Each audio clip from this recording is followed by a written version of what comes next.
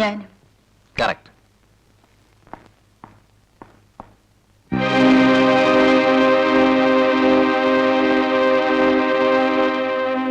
മഴക്കാലം വരുന്നെന്ന് പറഞ്ഞ് നമ്മുടെ AC അതിന്റെ ആൾക്കാർ എടുത്തോണ്ട് പോയി. ഇനിയും ചൂടുകാലം വരുമല്ലോ, അപ്പൊ തിരിച്ചു കൊണ്ടുവരും അല്ലേ?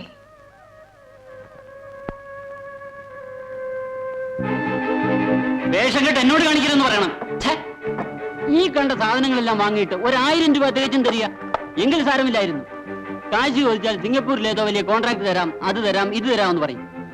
കളിച്ചു പിടിച്ച് കോൺട്രാക്റ്റും ഇല്ല, കാശും ഇല്ല. ഞാനെന്താ മോക്ഷത്തിനായി ബിസിനസ് ചെയ്യുന്നേ? അല്ല, ഇതെല്ലാം നിങ്ങളോട് പറഞ്ഞിട്ട് എന്താ കാര്യം? ഒന്ന് വേഗം കേട്ടോ. എടോ, ഈ കസര ഇങ്ങോട്ടേക്ക്.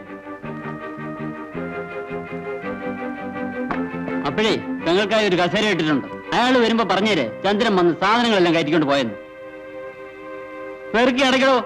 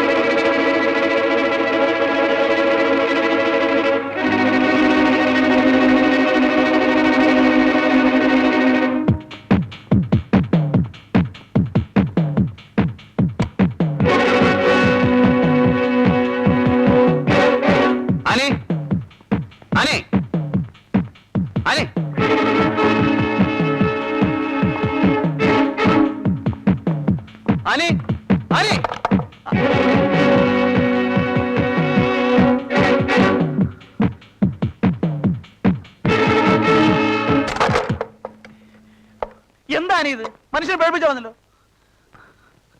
ചോറളമ്പ്.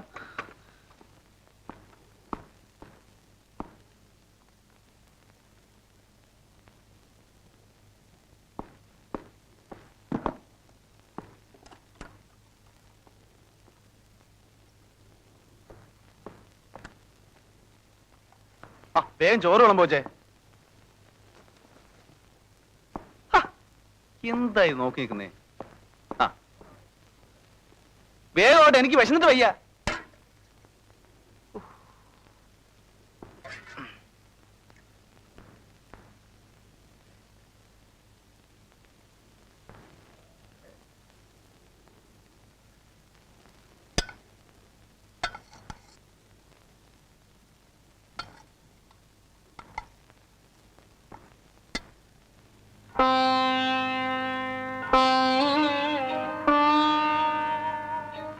എന്താ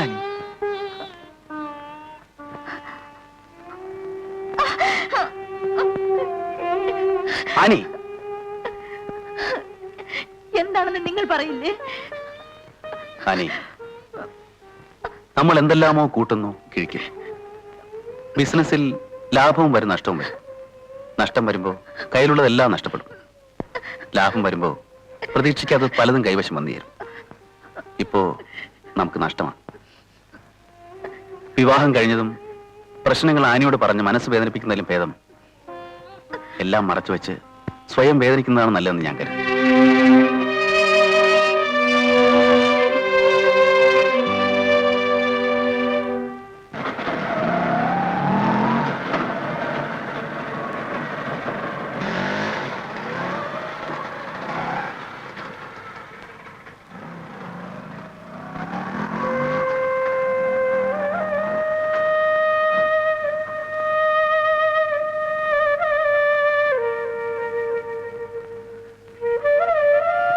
എനിക്കറിയാം നിനക്ക് പിണക്കമാണെന്ന്.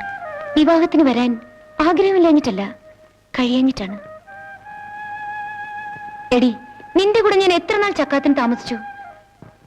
നിന്റെ വിവാഹത്തിന് ഒരു ബ്ലൗസ് പീസ് പോലും വാങ്ങാൻ സാധിക്കാതെ വന്നപ്പോൾ എന്തോ എനിക്ക് വരാൻ മനസ്സ് സമ്മതിച്ചില്ല.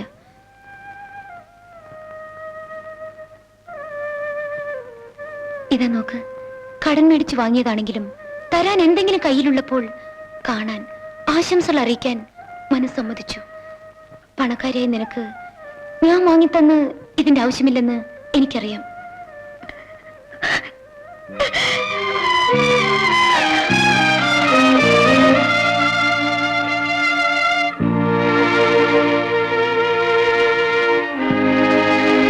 ഇത്രയും തുറന്നു പറഞ്ഞിട്ടും നീ എന്നെ മനസ്സിലാക്കുന്നില്ലല്ലോ. എനിക്ക് നീയേ ഉള്ളടി. എന്നും രാവിലെ ഇതിന്റെ അലാറം കേട്ട് നീ എഴുന്നേൽക്കണം. ഞാനായിരുന്നില്ലേ നിന്നെ വിളിച്ചുണർത്താറ്? അത് ഇനി കഴിയില്ലല്ലോ. ഇനി ഇവിടെ ഇതാണ് നിന്റെ ഉഷ.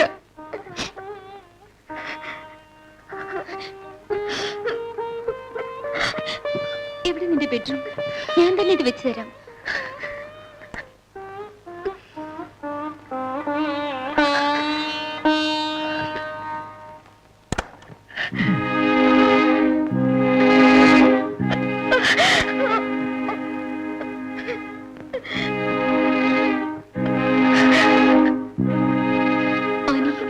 സത്യം പറയൂ, നീ എന്തിനാ കരയുന്നത്? ഞാൻ വഞ്ചിക്കപ്പെട്ടു.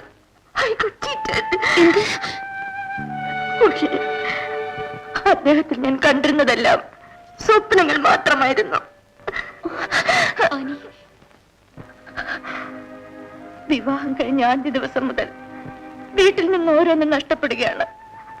അന്യരുടെ അവകാശവാദങ്ങൾ കേട്ട് എന്റെ ചെവി മരവിച്ചു. ഇനി നഷ്ടപ്പെടാൻ ഈ വീട് മാത്രമേ ഉള്ളൂ. എന്നിട്ട് അയാൾ എന്തു പറയുന്നു? ബിസിനസ്സിൽ ലാഭവും നഷ്ടവും സാധാരണമാണെന്ന്. നഷ്ടം വരുമ്പോൾ കയ്യിലുള്ളതെല്ലാം നഷ്ടപ്പെടും. ലാഭം വരുമ്പോൾ പ്രതീക്ഷിക്കാത്തതുവരെ കയ്യിൽ വരും പോലും. എന്തോ എനിക്കൊന്നും മനസ്സിലാവുന്നില്ല. പക്ഷേ ഒന്നുകിൽ അദ്ദേഹം സ്നേഹം കൊണ്ട് എന്നെ കളിയാക്കുകയാണ്, അല്ലെങ്കിൽ ആവശ്യം കഴിഞ്ഞതും ബുദ്ധിപൂർവ്വം എന്നെ തഴയുകയാണ്. ചേച്ചേ, അങ്ങനെയൊന്നും പറയാതെ. നീ നല്ലവളാ, നിനക്ക് നല്ലതേ വരൂ. തീർച്ചയായും.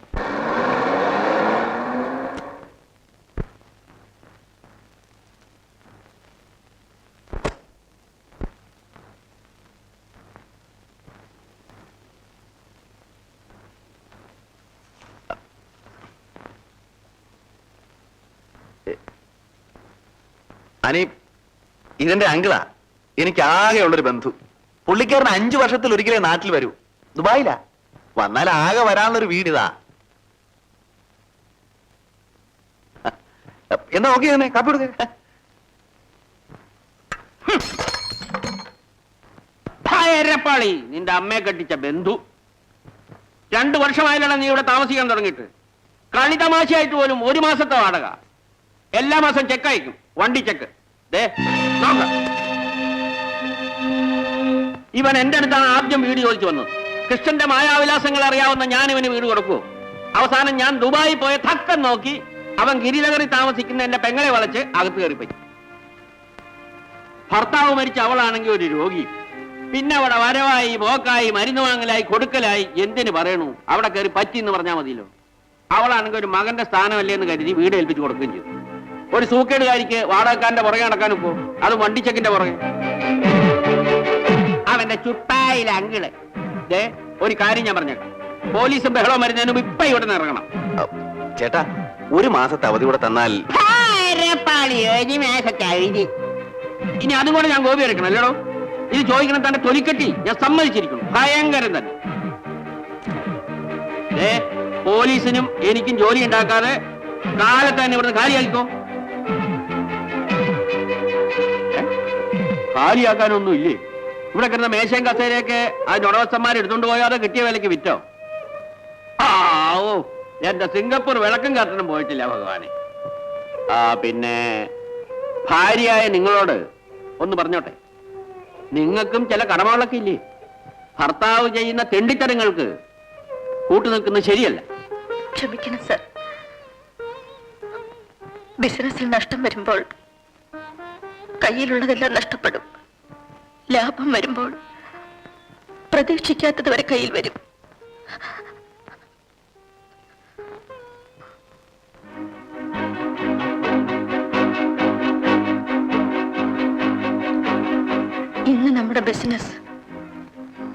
വീട്ടിലാണല്ലേ?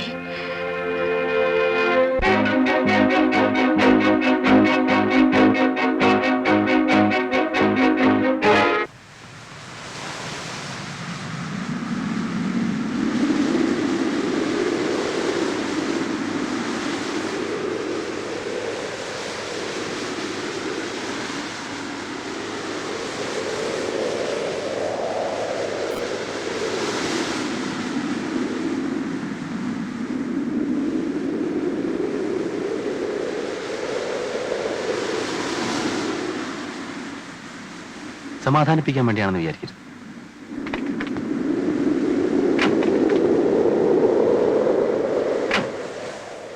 ആനി ഒന്ന് കേൾക്കൂ. ഇതുവരെ ഞാൻ കേൾക്കായിരുന്നില്ലേ? ഇനിയെങ്കിലും പറയൂ, നിങ്ങൾ ആരാണ്? നിങ്ങളുടെ ജോലി എന്താണ്?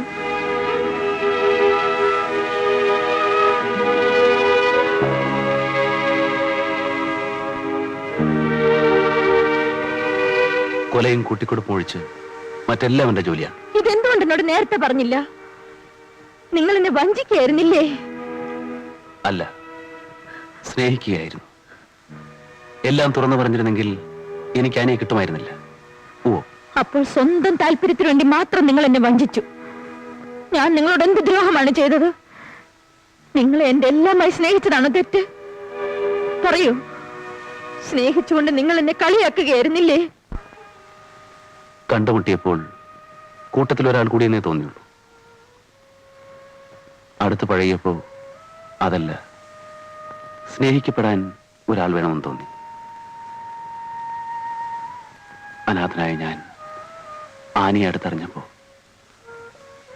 ഞാൻ സ്വയം സ്വാർത്ഥനാവുകയായിരുന്നു. നഷ്ടപ്പെട്ടതെല്ലാം ആനിയിലൂടെ നേടിയെടുക്കുകയായിരുന്നു. അമ്മയായി, സഹോദരിയായി, ഭാര്യയായി.